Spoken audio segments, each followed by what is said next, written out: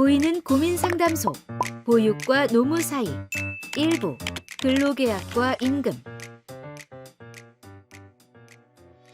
본 교육 영상은 경기도 육아종합지원센터 보육교직원 고충처리 창구에서 보육교직원에게 노무 정보를 제공하기 위해 제작되었습니다. 보육교직원 고충처리 창구는 보육교직원의 권익보호 및 권익증진을 지원합니다. 그동안 궁금했던 내용을 속 시원히 풀어드립니다. 어린이집 보육교직원 여러분, 볼륨을 높여주세요. 안녕하세요. 여기는 보이는 고민상담소 보육과 노무 사이 진행을 맡은 전동욱입니다. 네, 안녕하세요. 한매국민노무사사무소 대표 손경미 노무사입니다. 이 프로그램은 보육교직원의 노무에 관한 정보를 전달드리기 위한 프로그램인데요. 저희가 이번에 진행하려는 내용은 어린이집 보육교직원의 근로계약과 임금에 대한 내용입니다. 노무사님, 네, 이 회사를 다니는 사람이라면 모두 네. 근로계약서를 쓰잖아요. 그렇죠. 그런데 이 근로계약서가 너무 어려운 것 같아요. 네, 그렇죠. 계약서를 작성한다라는 게 어렵게 느껴질 수도 있는데요. 계약서를 잘 작성해야 되는 이유가 그 계약서가 사실 앞으로 내가 일할 직장에서의 근무 조건을 결정하게 되거든요. 제대로 쓰지 않고 사인만 해버리면 나중에 큰 낭패를 얻을 수 있습니다. 저희가 이번 시간에는 보육교직원 분께서 음. 근로계약을 체결하면서 생긴 다양한 사례를 들어보고 네, 노무사님의 조언을 함께 들어보려고 합니다. 그러면 첫 번째 사연부터 함께 들어보겠습니다. 네, 이번에 신규 직원을 채용하기로 했는데요. 3월 1일이 휴일이라 신규 직원의 임용을 3월 2일로 했습니다. 노동법에 문제가 없을까요? 라고 첫 번째 사연을 보내주셨는데요. 3월 2일로 하더라도 문제가 있을까요? 예, 일단은 뭐 임용일은 원장이 지정한 날이 임용일이 되는 거기 때문에 3월 2일로 했다 그래도 법 위반이라고 볼 수는 없습니다. 근데 이제 근로제공 의무가 없는 날, 근데 3월 1일이 3일절이잖아요. 근로제공 의무가 없는 날 다음 날로 3월 2일로 근로계약을 체결했지만, 그리고 2월 28일까지 근무기간으로 근로계약서를 작성했지만 그간에 그 사업장에서 편의상 이런 관행을 인정을 한다라는 거죠. 이런 그 근로계약을 체결했고 갱신하는 관행이 있어서 당사자 간에 이 계약 기간을 1년으로 봐왔던 관행이 있다라고 한다면 설사 3월 2일부터 그 다음에 2월 28일까지 근로계약 기간을 정했다 하더라도 이거는 1년 근로계약으로 보아야 한다, 이렇게 볼 수 있습니다. 그래서 그 보건복지부의 2022년도 보육사업 안내에 보면은 상시 5명 이상 그리고 30인 미만 사업장에서는 관공서의 공휴일이 유급으로 보장되고 있거든요.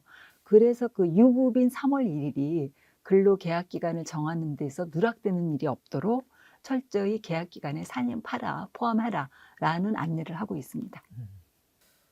근로기준법과 취업규칙에서 정하고 있는 내용이 조금 다른 걸로 알고 있거든요. 네. 이 둘 중에 무엇을 따라야 될까요?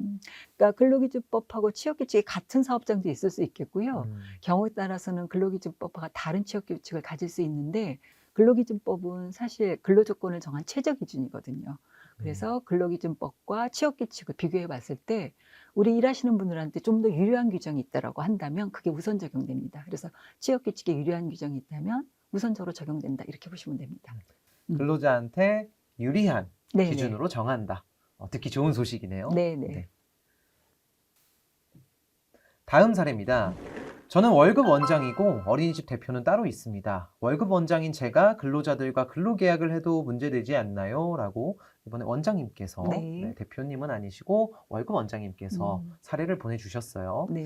이 원장님도 본인이 근로자이신데 네. 다른 선생님들과 계약해도 되는 걸까요? 그러니까 말씀하신 것처럼 월급 원장이라고 이런 경우에 있어서는 본인이 일을 하시고 그 근로에 대한 대가로 임금을 받으시고, 무엇보다도 어린이집 대표로부터 업무 지휘 감독을 받고 있는 이런 형태로 일하시는 경우예요. 그러니까 실질적으로 채용에 대한 권한, 그리고 뭐 재무라던가 인사 노무 관리, 회계에 대한 집행 권한, 이런 권한들을 갖고 있지 않은 경우신 것 같습니다. 그래서 월급 근로자라고 하는 이 원장님의 경우에 그 원칙적으로는 근로계약서는 근로계약 당사자로서 어린이집 대표가 되어야 하지만 대표의 권한을 위임받아서, 원장님이요, 위임받아서 근로계약을 체결할 수 있습니다. 대리인으로서요. 다만 이제 대리인이라는 표시는 해야 되겠죠.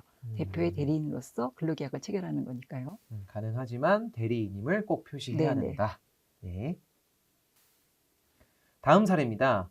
어린이집 원장 대표가 바뀌었습니다. 근로계약서를 새로 작성하면서 연차는 처음부터 시작하는 거라고 하는데 맞나요? 라고 선생님이신 것 같아요. 네, 원장님, 대표님이 바뀌었다고 그래서 근로계약서를 새로 작성하는데 연차는 처음부터 시작하는 거라고 질문을 주셨습니다. 네네. 좋을 수도 있고 나쁠 수도 있을 것 같은데 뭐가 맞는 걸까요?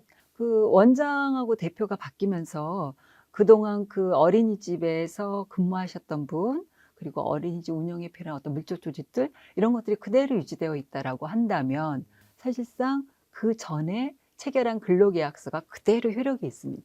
그러니까 그럴 경우에는 사실 최초 입사일을 기준으로 해서 연차휴가가 발생하는 어떤 산정 기준이 되는 기간을 판단하면 되고요.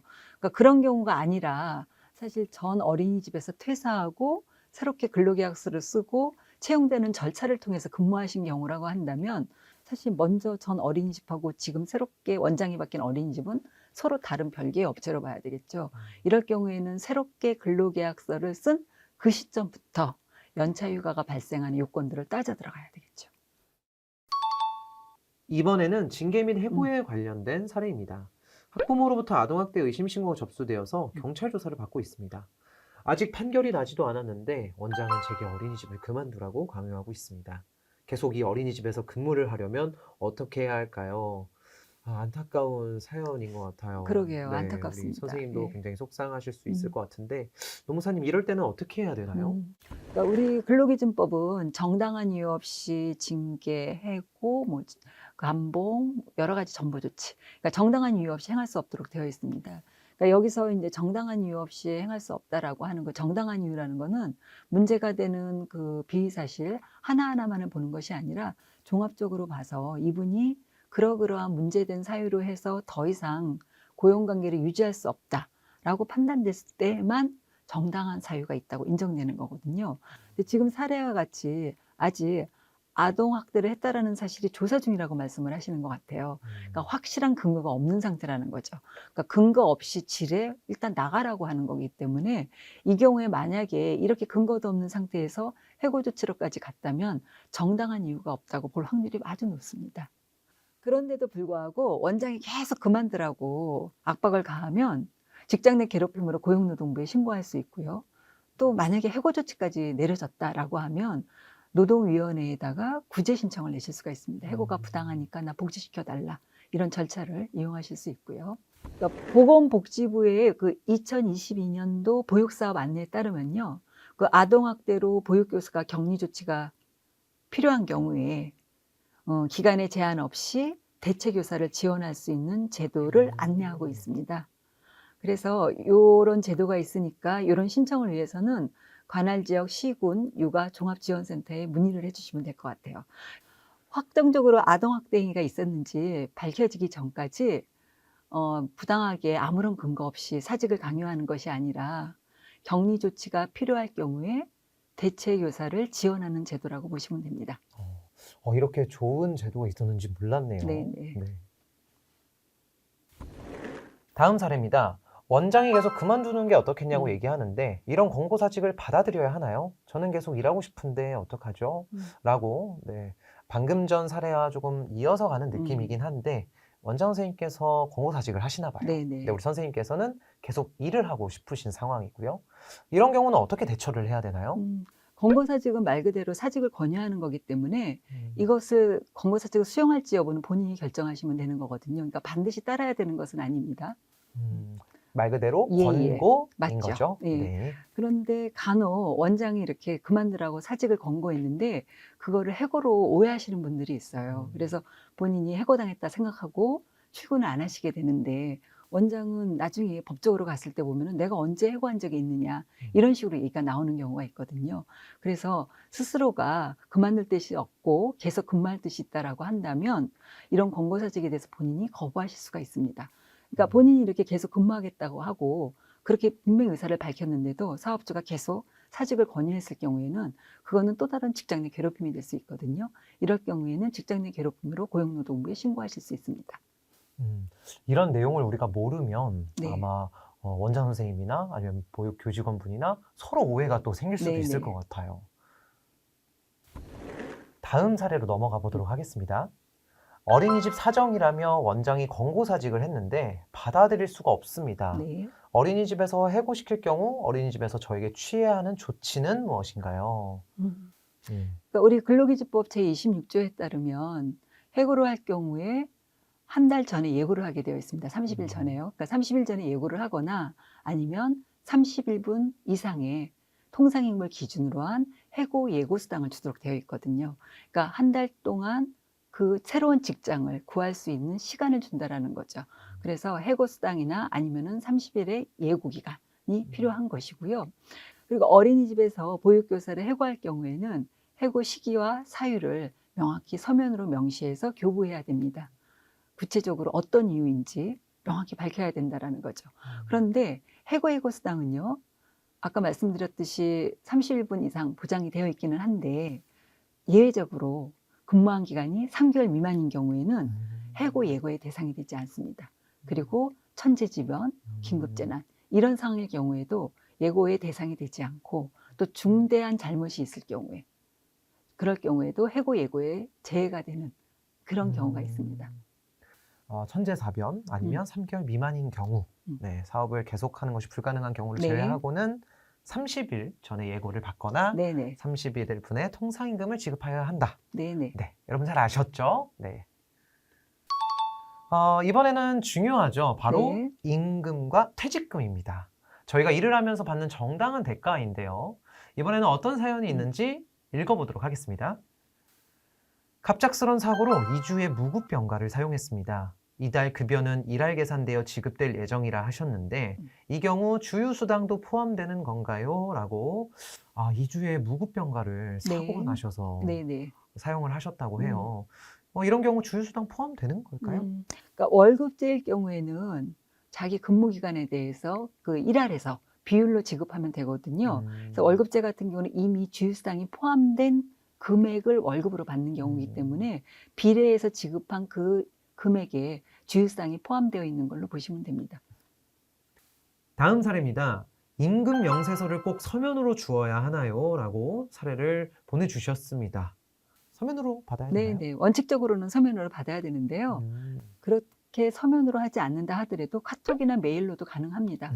그래서 구체적으로 근로자분이 자기의 그 급여가 어떤 항목으로 구성되어 있고 어떤 내용이냐 확인될 수만 있으면 되거든요.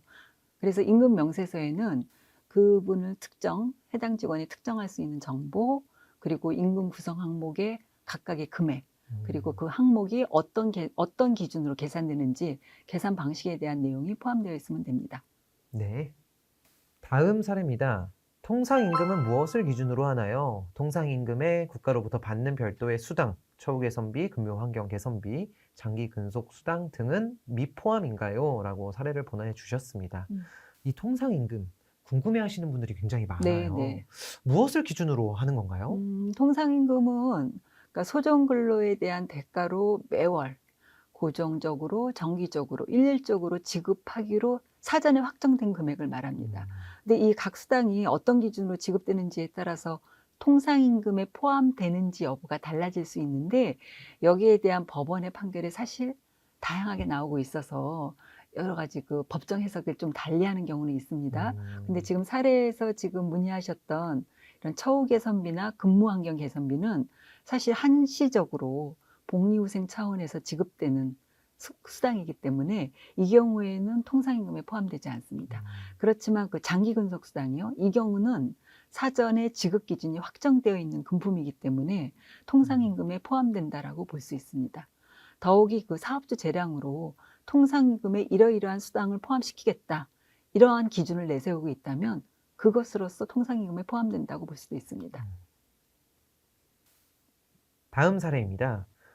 퇴사 후 한 달이 지났지만 원장이 어린이집 사정이 힘들다는 이유로 퇴직금 지급을 미루고 있습니다.